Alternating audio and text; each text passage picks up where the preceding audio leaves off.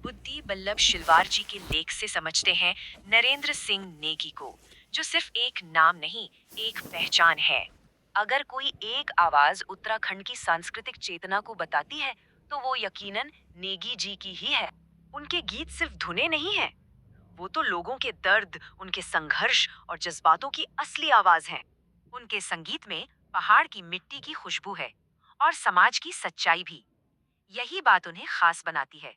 चलिए अब देखते हैं उनका सबसे बड़ा योगदान, भाषा के एक प्रहरी के तौर पर।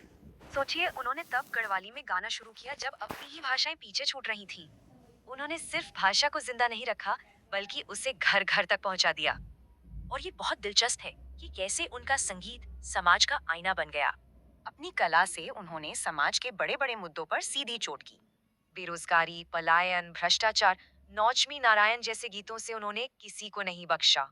उनके गीतों ने तो सत्ता तक को आईना दिखा दिया, और यही बेबाकी उन्हें जनक कवि बनाती है। और यहीं से दिखती है संस्कृति के संरक्षक के तौर पर उनकी अहम भूमिका।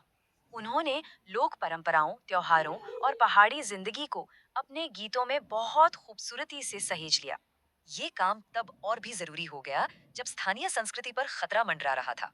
तो अब सवाल उठता है उनकी विरासत और भविष्य की चुनौतियों का। देखिए, आज की नई पीढ़ी अक्सर वेस्टर्न म्यूजिक की तरफ ज्यादा खिंचती है। तो क्या हमारी लोक संस्कृति वाकई कमजोर हो रही है? तो सवाल यही है कि इस विरासत को संजोया कैसे जाए और आगे कैसे बढ़ाया जाए। नरेंद्र सिंह नेगी सिर्फ एक कलाकार नहीं है, वो गढ़वाली संस्कृति की जीती जागती मिसाल है। और ये एक बहुत बड़ा सवाल है, हम सब अपनी सांस्कृतिक विरासत को जिंदा कैसे रखें।